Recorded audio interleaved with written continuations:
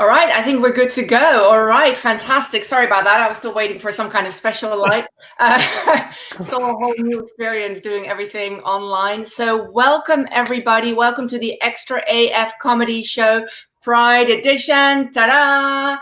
I am Lalita D. I am your host for the evening. My Starbucks name is Karen. Yeah. Just kidding. I don't go to Starbucks anymore, racist bastards. So it's amazing to be here hosting this show. Lady Laughs is my comedy home. Dina is my comedy mom. I love you. I adore you, Dina. I would put Dina on a pedestal, but that is a dangerous place to be right now. So I'm not going to do that. If you want to express your gratitude to Lady Laughs Comedy, the Venmo at Lady Laughs Comedy, and they are very much open to receiving your monetary appreciation of the show. Okay, let's get things going. It's been a rough couple of weeks, right? I mean, the planets are out of whack. My estrogen is in retrograde. It's been hard, but it's Pride Month, yay! That's when the straights put a little rainbow flag on their profile when they're in line for Chick-fil-A. Just something about that chicken. I know you're good allies, but maybe not at mealtimes. Am I right? As I said, Lady Laughs Comedy is my comedy home. I used to live in Madison, Wisconsin, but now I'm in the San Francisco Bay Area. I am not going to make jokes about the cost of living because it is frankly not funny. If you would like to Venmo me, my Venmo is at the bottom of the screen at Lalita D Comedy. Even a dollar will help me pay my rent for 10 seconds. No, seriously, any tips I make this evening will go to a phenomenal organization in Oakland called Burrito Roll, who take care of homeless people in Oakland, California, and surroundings. So that's where my tips will go. Bay Area, yeah, life here is something else. Drivers are terrible, just terrible. I mean, they're terrible in Wisconsin too, but like there's fewer of them, so it doesn't seem to matter so much. When I go to the store, like I cross the road super carefully because I'll be damned if during a pandemic I'm killed by a fucking Tesla. So many Teslas. Wisconsin. I do miss Wisconsin, you know, such fond memories, white Christmases, white supremacy, so much to miss. When I was first in Wisconsin, a local family invited me to celebrate Thanksgiving with them. And in order to kind of explain the meaning of Thanksgiving to me, they said, it's just like Christmas, but with more family. When like literally the only thing that makes Christmas manageable for me is not being with my family. But, you know, it's fair enough that they wanted to kind of explain Thanksgiving to me because they understood we don't have Thanksgiving in the Netherlands, where I'm from. We don't have that there. And that's not because we don't celebrate genocide in Europe. We do, just not that particular one. Yeah.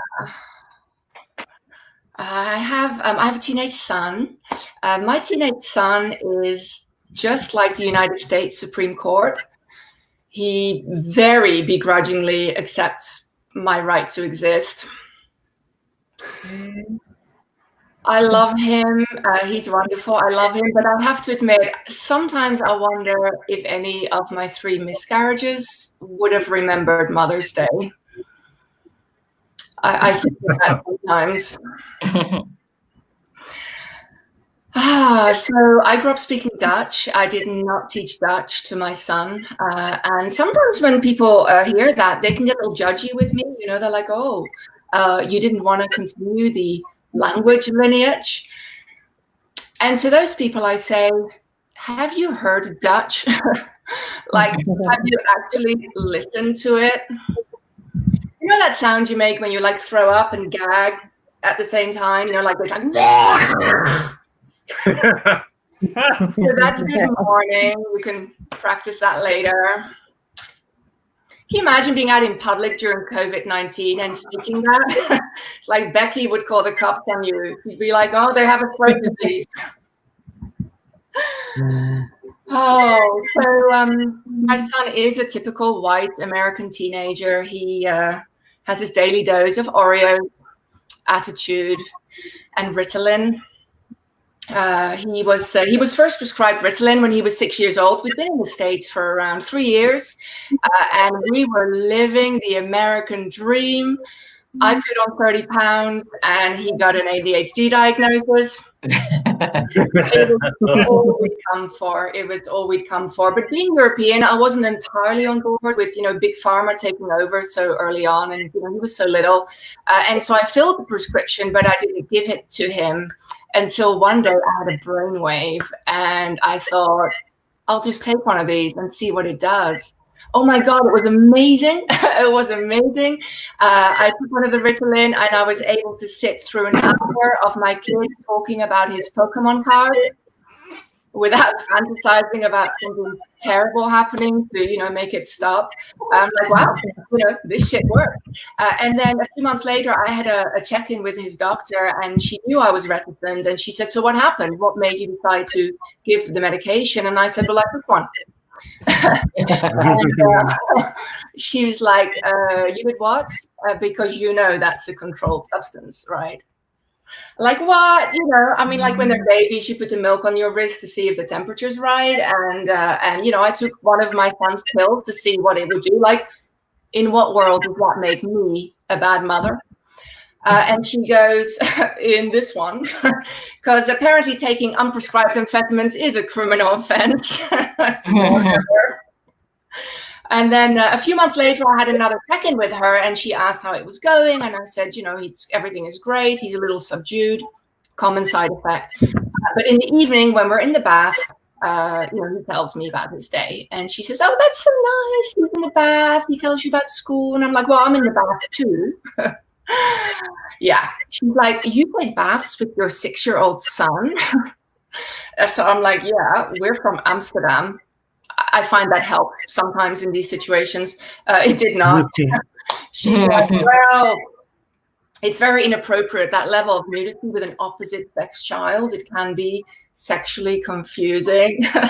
And I'm like, oh, I see where you're going with that. No.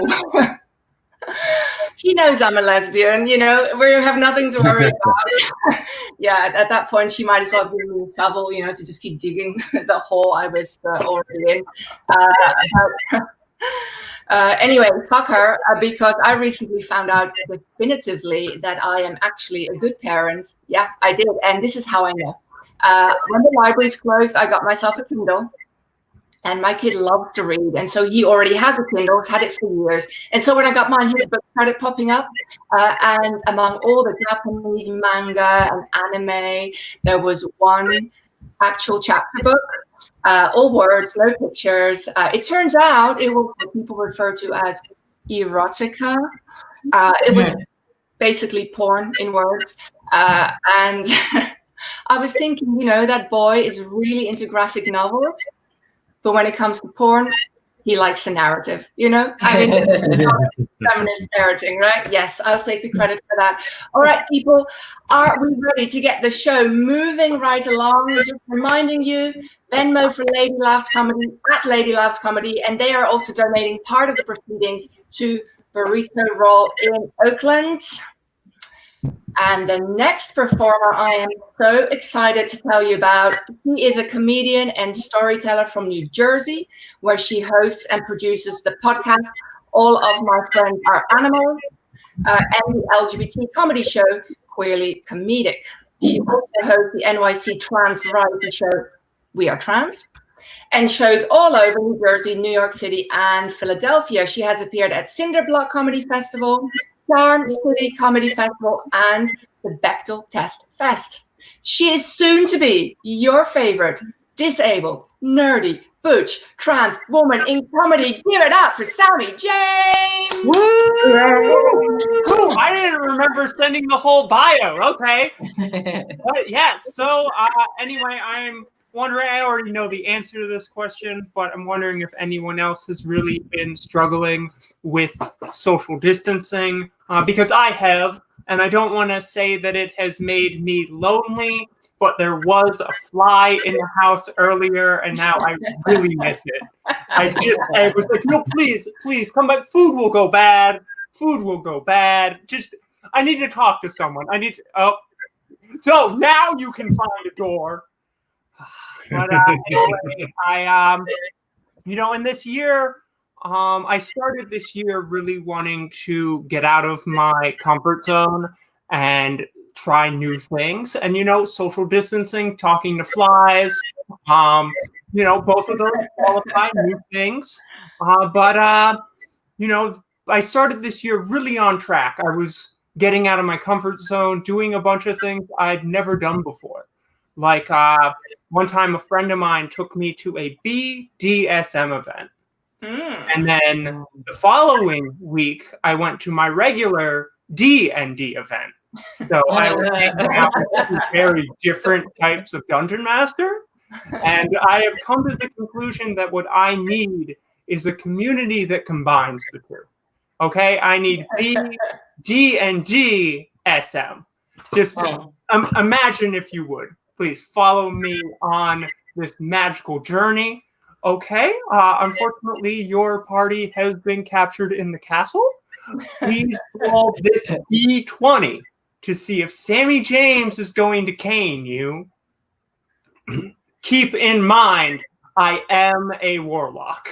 Add +5 for charisma.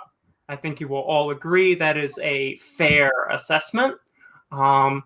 So speaking of canes, I actually used to walk with one. And it's actually, I have a chronic illness. It's actually only been in the past 6 months that I've been walking 100% without the aid of a cane.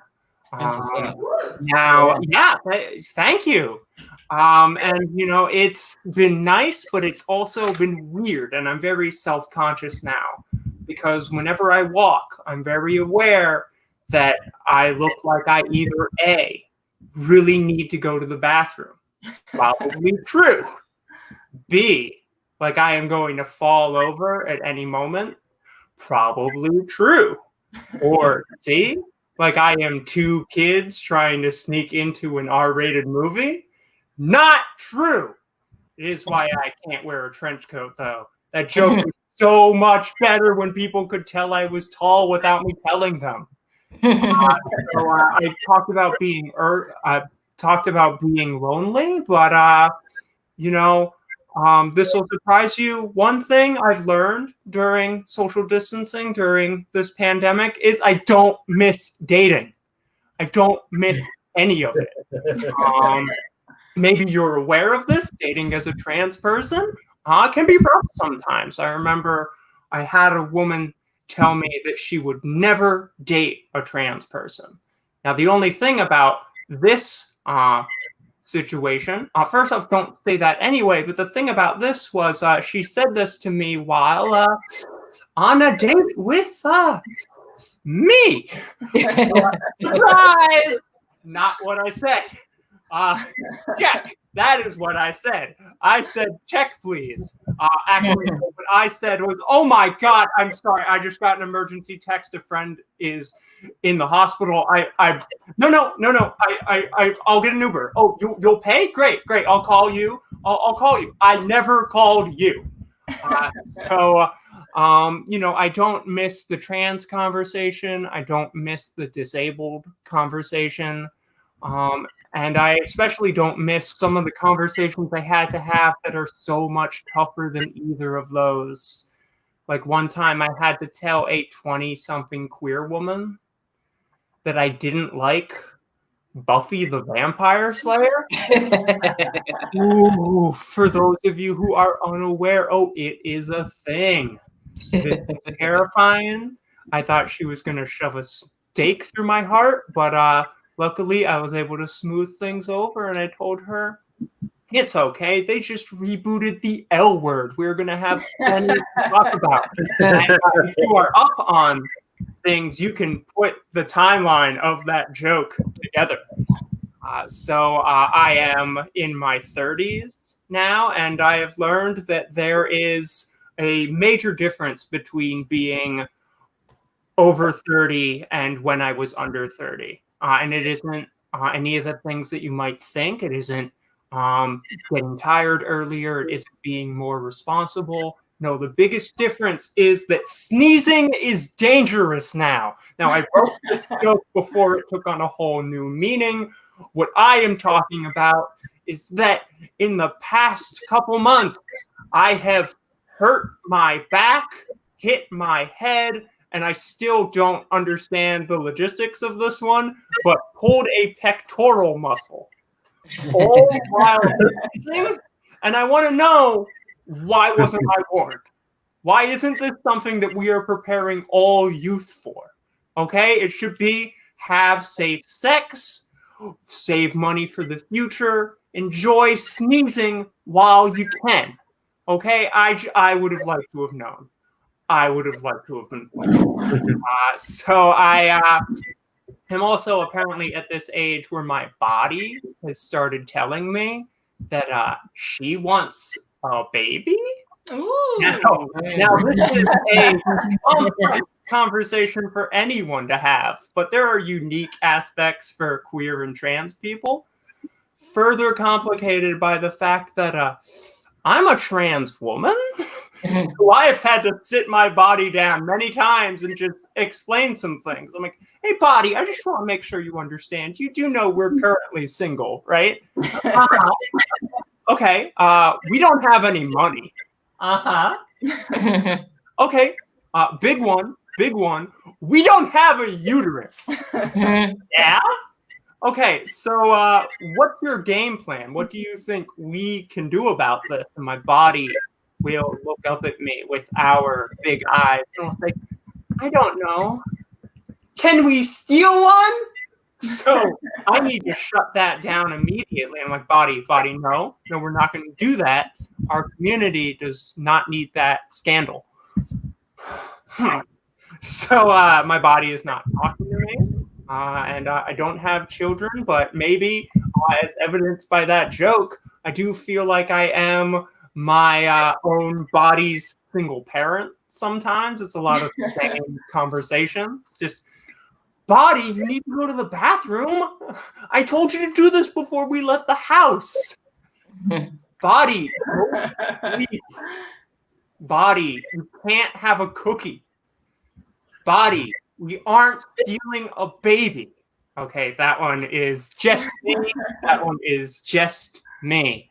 So I am a trans person. I am a butch trans woman. And some people are confused. I remember years ago, my mom sat me down and she said, you know, Sammy, when you were growing up, we were prepared for gay. Yeah. Yeah. We were ready for woman, but we just were never prepared for butch lesbian. And I'm like, well, Mom, I understand, and it's actually okay. I'm bisexual. So I say that, I do say bisexual, but I don't identify as bisexual. I am attracted to people of all genders, but it's more of a coincidence than anything else. Because what I am is not bi, pan, or queer, but simply attracted to tiny, adorable people, no matter what their gender is. In fact, no matter what. I remember I was dating someone a while ago, and all of my friends would pull me aside and they'd say, Sammy, we don't like her. She's not a good person. She's not right for you. You need to break up. And I'd tell all these people who loved me, they're like, yes, I understand. But she's 5'3" and she wears bow ties. That is apparently all of the criteria that I require. And you might be wondering, is that the tiniest person that Sammy James has dated? No, fact, the first person I ever dated was 4'11". A lot of couples will hold hands or cuddle. No, our thing was piggyback rides. They gave a great piggyback ride. I'm going to end it there. Hope you enjoyed it. Yeah. In the comfort of your homes, give it up for Sammy. Yeah. Okay, people at home, if you're still wearing pants, you're not understanding what's happening here. You need to know we're not we're live, but we're not live. So you need to get comfortable. You can send us pictures of the evidence. No, don't do that. We believe you. I am so delighted to present to you our next performer. She is Chicago's queen of radical comedy. She's been around for nearly 7 years, sharing her experience being a Black trans woman through storytelling, observation, but also hinting at her relentless urge to burn the American flag and use the ash as eyeshadow. Yeah. Maybe she was born with it. Maybe it's patriotism, right? Her credits are manifold. I'm just going to list some.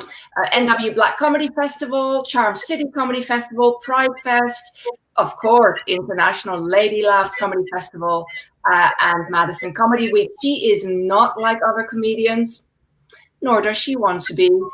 She does, however, want to make you laugh and think at the same time. Okay, we're getting ready for that. That's not something anyone can pull off like she can. Please put your hands together for KJ Whitehead. Woo!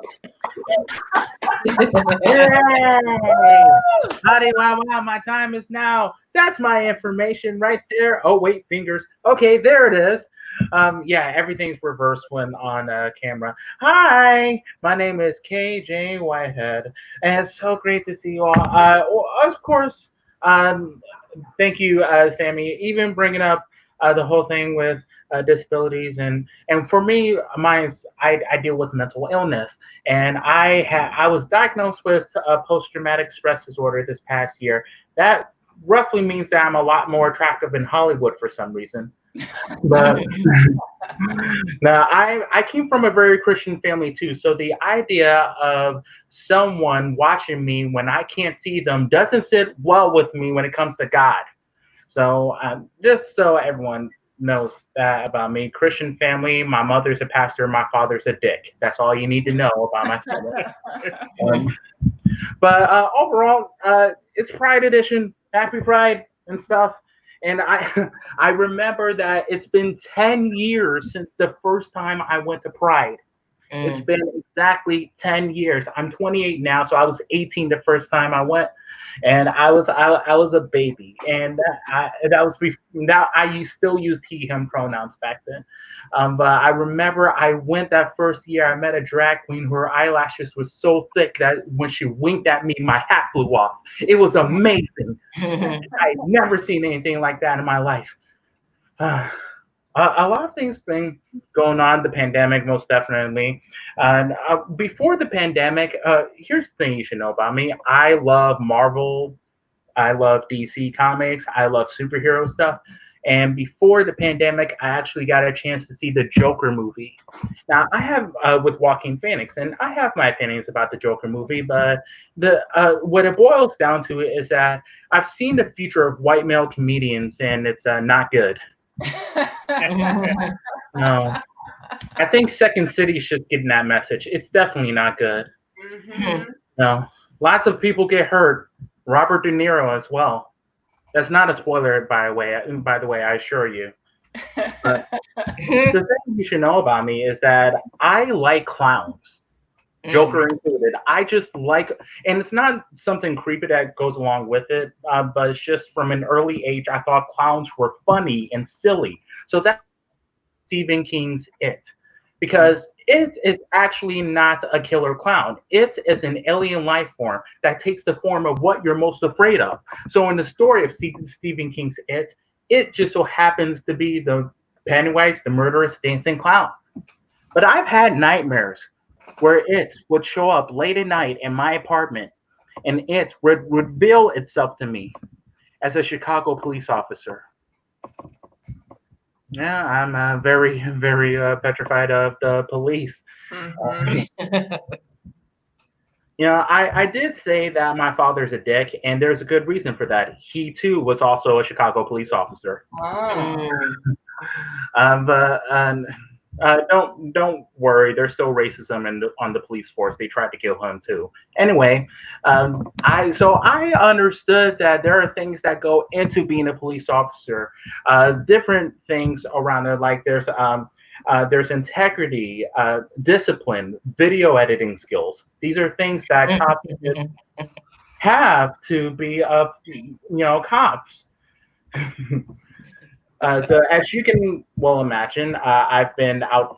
I've been out protesting when I could. Actually, I've been protesting outside of my apartment every day since June 1st.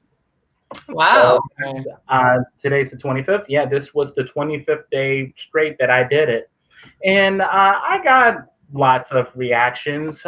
Being in a very white part of Chicago, and what I love most is when white people are driving past me and like they don't want to shout out their windows, so they're honking their horns, honkies basically. That's where it comes from. I think that's where it comes from. I think so. And another interaction I loved is that there was this older gentleman who saw me and saw that I was protesting, and he liked the fact that I was protesting. A white guy, and he took off his cap and pointed to his cap gleefully, smiling, and on his cap it said Obama 2008.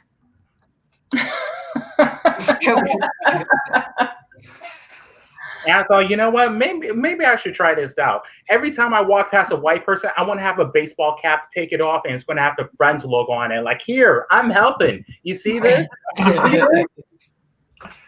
Friends was a ripoff of Living Single, by the way. Yeah. I mean, that you have make an adventure out of that, learning about racism. Anyway, among protests, it's like I've been fairly safe social distancing while I'm protesting and whatnot, but I remember a while back when people wanted to protest the stay-at-home order. That was a thing. That was a big thing. Yeah. And the thing is, the biggest argument I heard over and over again was that they wanted a haircut. They were sick of not having a haircut. I'm like, you really want a haircut? You do? Yeah. Look at my hair. My hair is so kinky, I had to ask it for consent before I combed it this morning. See, I haven't straightened it in so long. This is 4C hair. This is what happens. What I love about this is that I live on the north side of Chicago where a bunch of white people are, and during the stay-at-home, like, here's the thing, being black on the north side of Chicago, I could barely find anyone to do my hair as it is. And during the stay-at-home order, neither could white people. Thanks. It was perfect. So, but people, of course, most of those people protesting the stay-at-home orders were Trump supporters.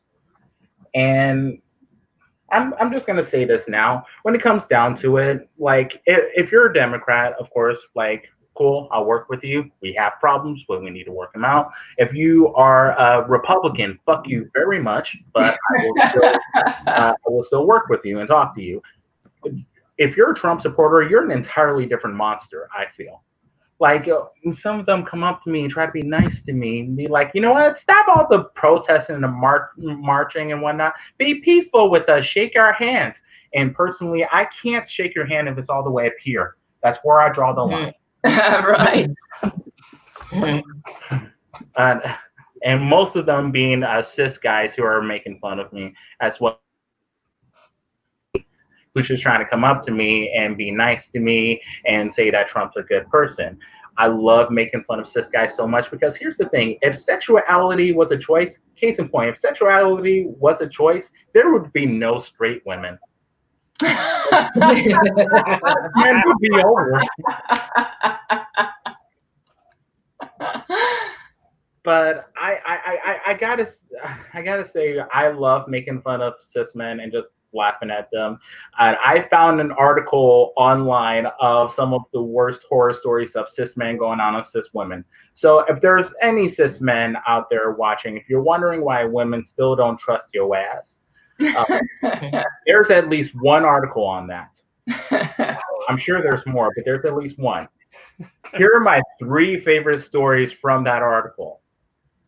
The first story was of a cis man going down on a cis woman, and he does so after eating jalapeno peppers. Oh. Oh, it gets better. Cis man. Second story: cis man goes down on cis woman, and he decides to chew on the labia. Oh. Yeah. Oh. Yeah. Last one: cis man goes down on cis woman, and those of us who are folks who go down on folks with vaginas, we've heard the phrase "use the alphabet." Well, the cis man decided to take it literally and decided to whisper the alphabet into that spot. Here's the thing about what I just said. That last story wasn't true, but you believed me anyway. Because we know men are perfectly capable of doing that. Yeah. Yes. I did have one more thing that I'd like to close with, but seeing as I have less than a minute left and something just happened in Madison that I want to address, I just want to say that please, now more than ever, it's apparent that we need to look out for Black folk and support them. Just in anywhere I go. And Madison, Wisconsin is one of my favorite cities to perform in, and I hate to hear that such violence takes place there. So please, especially Black women, especially Black trans women, take care of them. And if you see something, say something. It's not, and just being silent, sometimes you're just as bad as the person who's actually hurting that person. So please, if you see something, say something. Take it upon yourself to learn about racial justice and racial injustice. And I am KJ Whitehead from Chicago. Have a good night. Yeah. Thank you, KJ. That was so much, and I hope everything's all right. The thing you have to take care of. I was thinking when you were talking about your protests and then people coming up to you, probably you get a fair amount of choice language sent your way, and then you were talking about Democrats, but I mean, we expect Democrats to hold themselves to a higher standard, any standard really. But you know what? I found out recently that even white liberals sometimes get confused about the N-word, like when is it appropriate? And so I'm going to very quickly plug this little guide that I wrote. So if you Venmo me, then I will send this to you, but I'm just going to give you a quick preview. Okay, so in this handy little guide that I wrote, I addressed the question, when is it ever in any circumstance appropriate for a non-Black person to use the N-word in its full iteration? So that's the question I addressed in this very handy little manual that I created. And here is the answer. Is it ever? No. It's also an N-word, like in case you're that kind of learner, helps you. However, we do know that no has proven to be a complicated word for some men. And so I wrote a second chapter. Yeah, here we go. Okay. So people, just don't fucking do it. It is not complicated. All right. And with that public service announcement, I'm going to start introducing our next comedian next to the virtual stage. If you're still wearing pants, you're just not getting this at all. Next to the virtual stage is a comedian based in New Orleans. She has opened for, get this list, people, Michael Che, Rhea Butcher, and Chris Fairbanks. She's been part of Beast Village, love that, Lady Laughs, Mutiny Radio, hey, that's my place, Midwest Queer Comedy, lots of other places. She hosts and produces the Near and Queer to My Heart podcast. A comedian doing a podcast, what is that, I hear you ask? You might recognize her, regular host of New Orleans, Greetings from Queer Mountain. And on those very rare nights that she isn't on some stage making audiences laugh, I hope this is not true right now. You recognize her as that girl at the end of the bar. I hope you're wearing a mask when you're at the end of the bar. In the comfort of your living rooms, make a lot of noise for Amanda G. Right. Hello, how are you Yeah. doing? I just want to, yeah, he's already walking away. He's tired of this shit. I just wanted to preface before I get started that COVID has not inspired me to write so many jokes. So a lot of these are pre-COVID written. So we're going to pretend that we are in a pre-COVID happy world where I can do things like go to the bar and drink. And so also in New Orleans, we don't have a comedy club in New Orleans. So we perform at bars, mostly bars with lots and lots of drunk New Orleans people and tourists. So I ask a lot of questions. So I know we have a chat. So if folks want to answer those questions so I can feel like I'm talking to somebody, or if the comedians want to shout out, please feel free. It makes me feel special. So, all right, that's my public service announcement. Still figuring out how the hell to do this stuff. So, yeah. But this is a very popular question in New Orleans because it always gets a yes. But are we drinking tonight? Yeah. Woo. Yeah, sometimes we're drinking so much we can't answer the question because we got a mouth full of alcohol. I love drinking. I do. I moved to New Orleans specifically to drink. I don't know who's been here, who hasn't. This is the greatest city in the world to drink. I promise you that. We have 24/7, whatever you want. We got no last call. We have a thing called to-go cups. So if you want to walk around with your alcohol, you just get a to-go cup and walk around with it. It's a beautiful thing. I love drinking. It is. It's amazing. The gas station by my house, I can get vodka there 24/7. It's awesome. Awesome. I love drinking. My mother hates that I drink. And my mom wants to stop me from drinking so much. So my mom has a plan. She always has a fucking plan. My mom's big plan to stop me from drinking so much is just to tell me how many calories are in every drink. Like, that's going to work. Like, oh, that vodka soda, 110 calories. And I'm like, Mom, you don't get it. You don't understand. I'm a lesbian. We don't get fatter. We just get sturdier. My current body type goal is the book building. Yes, thank you for the laughs. This is not IKEA particle board up here. This is sturdy like you. We gotcha. Is anyone broke? Comics? Are we broke? Yeah. Hell yeah. Just a little broke, just like kind of broke. I'm broke, but I'm broke for a good reason. I work at a nonprofit by day, which is real fun. I work for a business that doesn't believe in money. It's awesome. It's real cool. And I do comedy shows at night before COVID. And right now I just drink a lot at home, so I lose money, which is real fun. So in between those times, I was doing Uber Eats to make actual money. I wasn't doing regular Uber because my car is so junky that they won't let me put you in it. They won't let me put your food in it. So think about that at 3 a.m. tonight. Or 4 a.m. or whatever time you get your late night munchies. I turned 37 recently. I had a lovely quarantine birthday doing the same thing I do every other night. Now for me, like, I don't mind getting older. And I'm not saying that 37 is old. It's just the oldest that I've ever been. You know? Like for me, as I get older, I just start getting nostalgic for the past. I start wanting to learn about my family history, like where we came from, how I got here.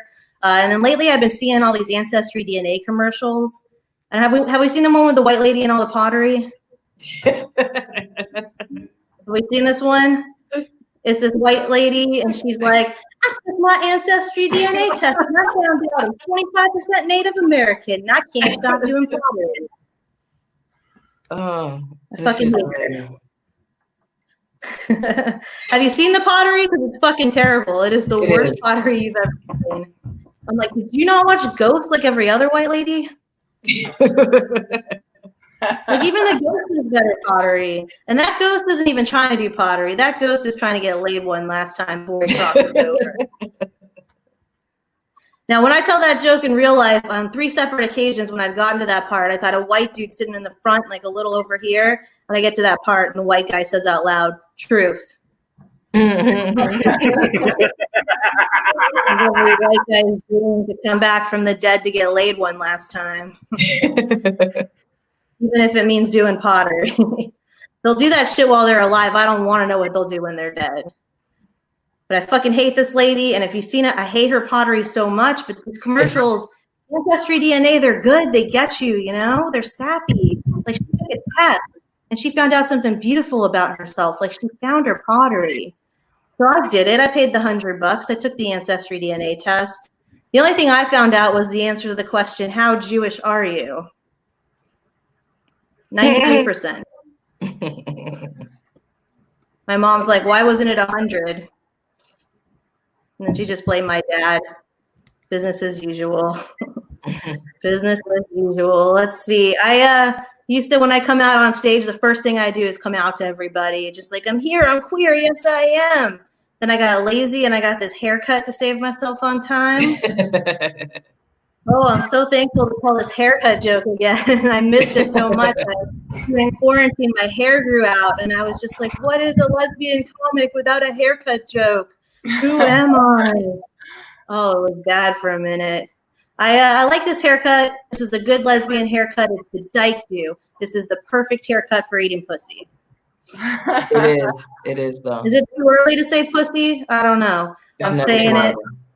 Never too early. I like that attitude. I love it. Perfect haircut for eating pussy. You can tell where her hair ends and yours begins. And you have a window, right? So if you're into the pussy, you leave it open. And if not, you just close it and get down to business. Straight guys can use that one too. I'm not supposed to help them out, but I drink a lot. So that one they can have. They can have it. I look in the mirror though. I just see Harry Potter. And I'm going to be the bad guy here. This is where this shit gets controversial as fuck. I'm going to be the bad guy. Fuck Harry Potter. How about them apples? Fuck Harry Potter, right? Who's with? No, I got real quiet. We're good. He's a Yeah, terrible. thank you. Fuck Harry Potter. Yeah, okay, there we go. Where's Team Ron at? He's a terrible wizard. Let's be real, right? Like, what kind of wizard needs glasses? Like, we couldn't figure out the spell for LASIK. Can't trust that motherfucker. Can't trust him. I like coming out at shows. I like coming out to strangers because it's finally about me. When you come out in real life, it's never about you, right? It's always about the other person, you know? Like, I'll come out to my mom and she's just like, oh dear, what am I going to tell my friends? Then I come out to my brother and he is like, I cannot wait to tell my friends. And I come out to my friends and they're just like, which one of us is the hottest? And I tell each and every one of them, you are. And I get to drink a bunch for free. It's not a joke. It's just a cool party trick I have. It is. And I don't know who's been to New Orleans, but New Orleans is a gay fucking city. This city is so gay. We have Pride in fucking June. We have Southern Decadence all Labor Day weekend. We have a gay Easter parade here. We have so much gay shit here. It's amazing. There's even a gay softball league. I play gay softball. When I tell people I play gay softball, they're just like, nah, man, you mean softball, right? No. They don't get it. They don't get it. The gay and gay softball, that's not for me. The gay and gay softball, that's not for the lesbians. That's for the gay men. Right? I roll up to gay softball and I'm handing a mimosa in a freshly pressed uniform. That's some gay fucking softball. Last time we had softball, I went up to bat. I looked at home plate. It said Crate and Barrel on it. That's some gay fucking softball. It is. And I'm not, this is no diss on gay men. I love gay men. I think gay men are fabulous, right? They get to be fabulous. They get all the cutest names, right? They're just like the twins, the Otters, and the Bears. I learned pups recently. You know what I'm working with? Bull Dyke or Carpet Muncher. That's what I got. I got Bull Dyke and I got Carpet Muncher. Carpet Muncher makes me think if I go to your house and you'd be like, thank God you had tile or I couldn't make it past your hallway. It is. We got any cat ladies out there? Yay! Yes. I used to say thank you for leaving your house, but I don't have to do that anymore. Quarantine is a cat lady's fucking dream, right? This is what we have been waiting for. They don't let us take the cats to the bar, so we can take them to the shows now. This guy's here. It's great. I'm a cat lady. I get it. I have 3 cats. I love my little baby. I would do anything for my little babies. My oldest cat needed dental work. Fucking $700 to get my cat's teeth fixed. $700 for my cat's teeth, and I paid it. My best buddy is like, isn't it only $50 to put them down? Word. Well, I pay the money. I'm a lesbian. Sometimes they're all I have. Sometimes they're all I have. I thank you for shouting out, cat ladies. I appreciate that. Whenever I ask that question, it's usually ladies that shout out to that. But here's the thing. Anybody can be a cat lady. Anybody. Perfect example, my stepdad, total cat lady. He's totally okay with me calling him that. He's just happy I stopped calling him the asshole who ruined my family. And I think I told that joke to his face, and I'm going to end on that joke. This is Earl back here. We got, the other cats are all around. So thank you to Earl for shutting the fuck up for once in his life. And yeah, I hope you all enjoy the rest of your night. I'm Amanda G. Thank you. Yeah. Thank you, Amanda. Yes, one more time for Amanda. Yeah. We're running out of people to clap for. So, you want to give it as much energy as you possibly can. Thank you. That's the spirit. If you were at home, you're thinking, well, I probably shouldn't drink too much. I want to be awake until the end of the show. We have one more performer, so I think you can, add another drink, get another drink, get ready. Also, I mean, it's early here, but if you're in Central or Eastern time, it's basically bedtime. So you're good. You're good to go. Get comfortable.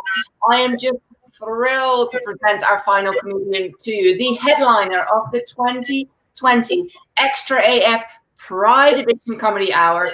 Is a stand-up from the Chicagoland area who performs across the nation and has headlined Chicago's Funny Women Festival. She also, shockingly, has a podcast, The Happy Corner, and she also has her own web series, KB's Unpopular Truth, which is on YouTube.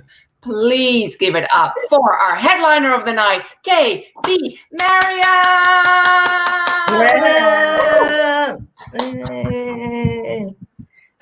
What's up, everybody? How's everybody doing? Hey, what's up? Hey, I've been drinking this whole time. This has been great. Like, I don't have to worry about, do I got to go home or whatever. I turned off the camera, smoked a joint. This has been great. I got a drink and waiting. I got a strawberry over here. You know what I'm saying? Strawberry is it's like the black woman's White Claw. It's all strawberries taste the fucking same. It's it doesn't matter. You could just change whatever fruit. It's still gonna taste like straight sugary ass. Get you right though. Get you right. But it's really cool doing these Zoom shows and stuff like this because I get to perform with comedians who are all across the nation, which is super dope. I fucking love that. And the world done went mad. It done went mad, and we have.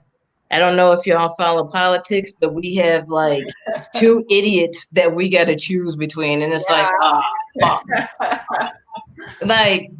And the amount of Botox and tanning those 2 have done, every time I see both of them, I just want to make a purse. I'm like, what is going on here?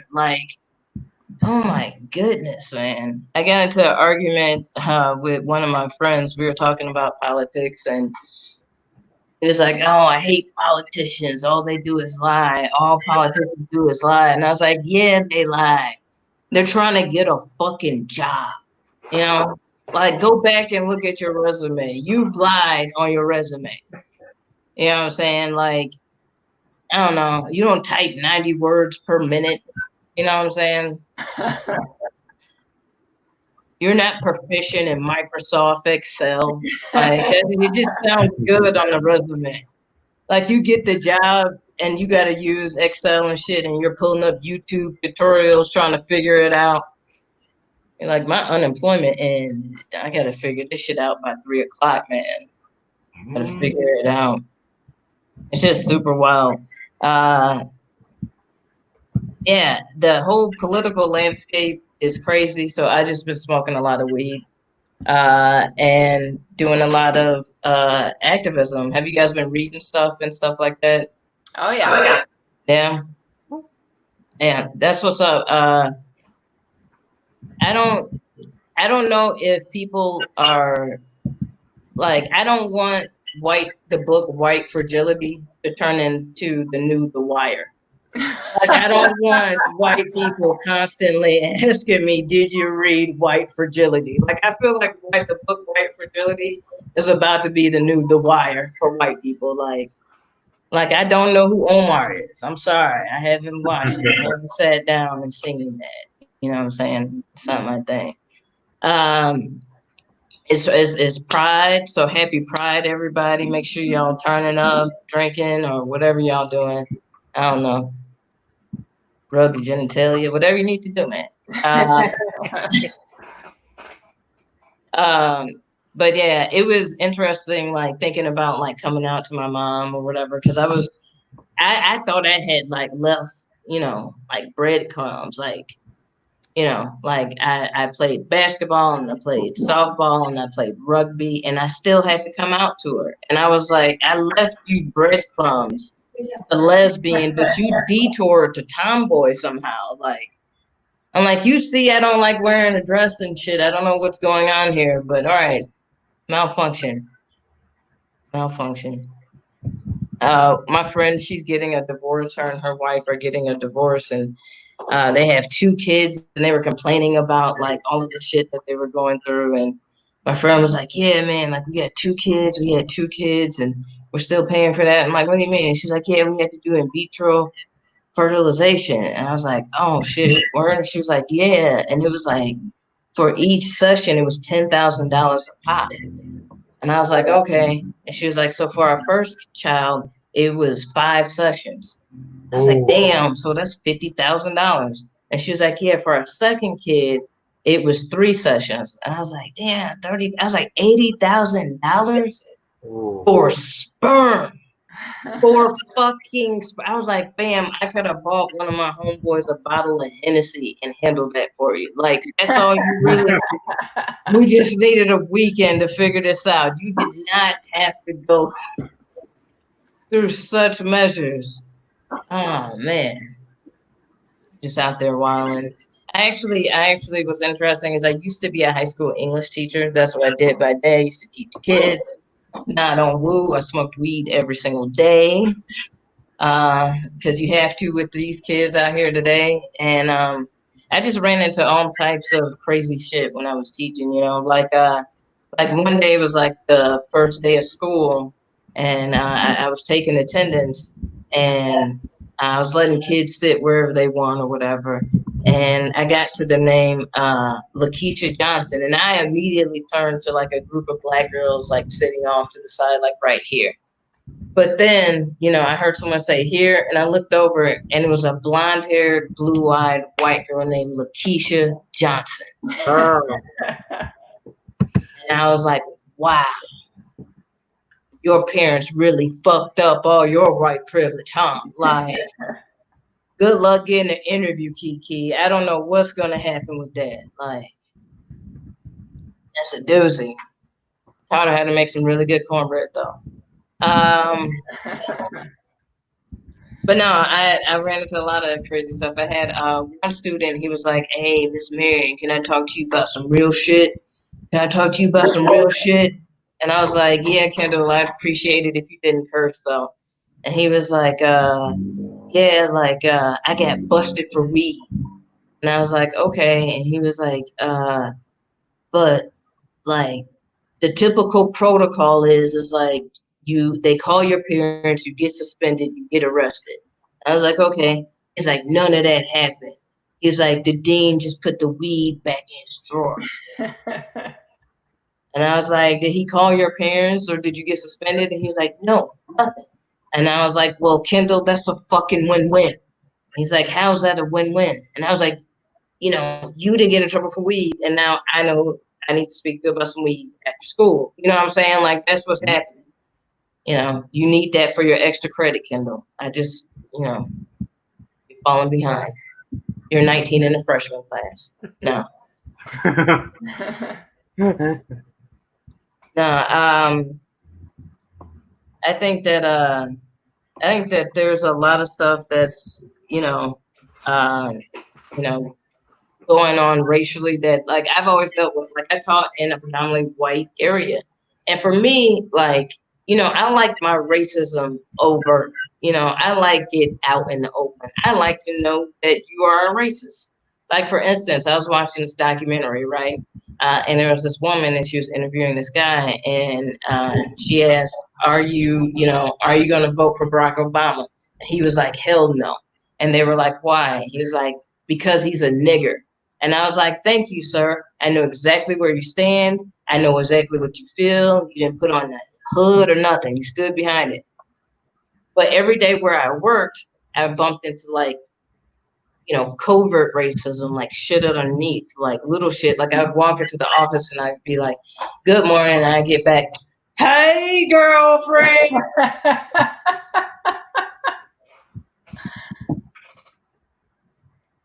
Good morning, Mary Beth. That was so unnecessary, Mary Beth. And no, you cannot touch my hair. We keep going through this every week. But yeah, man, ran into all that type of stuff and all that little bit of stuff. So yeah, I did, and then you can always, you know, flip those type of things, right? Like for instance, one time I was smoking with one of my homeboys. We're smoking. We got really high. For some reason, we always talk about the apocalypse when we get really high. And we were smoking, and he's like, yeah, man, you know, man, if the world were to end, it would end with water, because the earth is 90% water. And I immediately panicked, because as progressive as I am as a black woman, I still don't know how to fucking swim. I don't. Like, my mind immediately went to, like, it was like millions of years later, and there's like a tour guide, and he's like walking with a bunch of tourists, and they got their cameras out, and it's the new Grand Canyon and shit after the flood. And he's like, and these are the fossils of black people. They were fast on land, but they didn't make it when the water came. Their big asses weren't as buoyant as they had hoped. And their large penises could not be used as a flotation device. That's what I do when I get high, y'all. Be creative. Man, one thing that I do kind of miss out on right now is, like, I missed out, like, the Girl Scouts by me, they were selling cookies right when COVID happened. So I'm super salty because I didn't get my munchies like I want. Like, for real, like, but, you know, like, Girl Scouts, have you noticed how gangster the Girl Scouts are? Like, the Girl Scouts are real, like, they have supply and demand on lock. Like, they are the Scarface of fundraising. You know, like, you gotta go to them to get them cookies, man. Like, what the fuck do Boy Scouts sell? Y'all don't even know. Nobody even knows. These motherfuckers sell popcorn. Nobody want that bullshit ass popcorn. We can get popcorn anywhere, fam. We can get it anywhere. And you know, like, the Boy Scouts, when they see Girl Scouts, like, selling cookies, they get pissed off and shit. Like, look at these bitches selling cookies. Oh yeah, we could put out a forest fire, and the Girl Scouts are like, yeah, but we make millions, bitch. We're in Forbes, bitch. Girl Scouts have gotten so gangster. Like, last year, I saw Girl Scouts in the grocery store selling their cookies next to the cookie aisle. Yeah. They had little enforcers in there, had spray painted 283 on the floor and shit. They was gangster in there. Walked up to one of them. She was like, hi, ma'am, would you like to buy some cookies? I was like, I'm sorry, I don't have any cash. She put out an iPhone. She's like, we take credit, bitch, run it. I was like, all right, you got it. Give me 4 boxes of Thin Mints. You know what I'm saying? I was coming to get munchies anyway. Having a good time, man. Having a good time. I do. Since I am home, I went to a state school in Illinois, so I know how to drink a lot. Did anybody else go to college and learn how to drink? No. Anybody learn how to drink before they went to college? Sure. Yeah.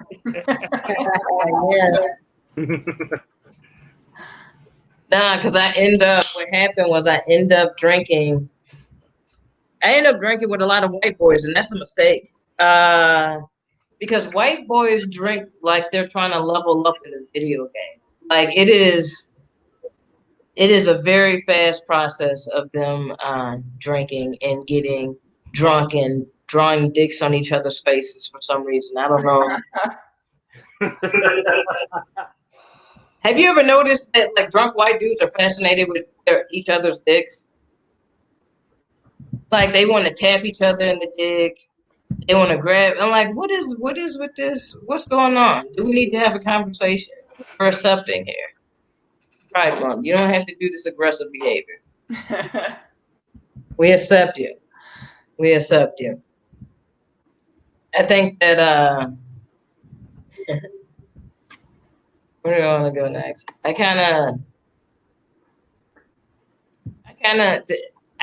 really can't stand kids, y'all.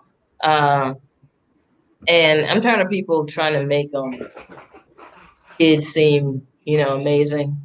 Like my friend was like, "Oh, you gotta come, our baby's so smart. You gotta come and, be the babysitter." And I'm like, all right, you know what I'm saying? Because my whole goal when I go to babysit, because I'm the cool auntie, I go babysit a lot. My whole goal is to get kids to sleep as soon as fucking possible, right?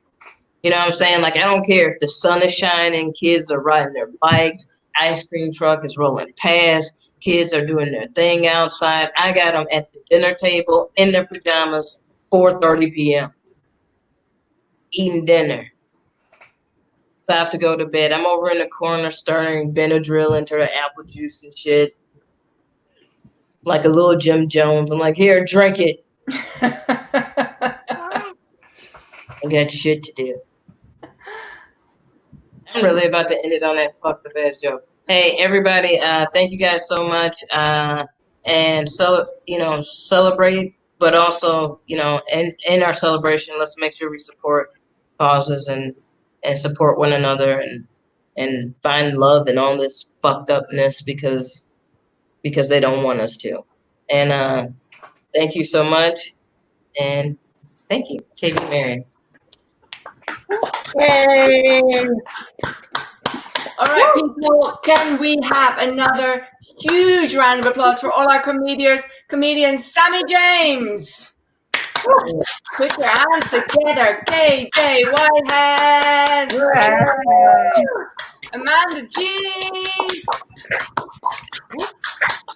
Our headliner of the night, KB Marion. And I will leave you with this. Extra AF Comedy is now online. We've been in quarantine for 3 years. Extra AF Comedy has caught up. We are now online. It's going to happen every 2 weeks. Next show is going to be on July 9th, featuring comics from LA, Chicago, San Diego. Oh, here's the flyer. Excellent. And our very own My Comedy Wife, Sarah Schmidt, is going to be hosting. Follow Extra AF Comedy at Extra AF Comedy and also at Lady Laughs Comedy. All the information on your screen. The Venmo is there too. I have been Lalita D, your host for tonight, and thank you so much for being here. Have a great rest of your evening. Good night. Good night.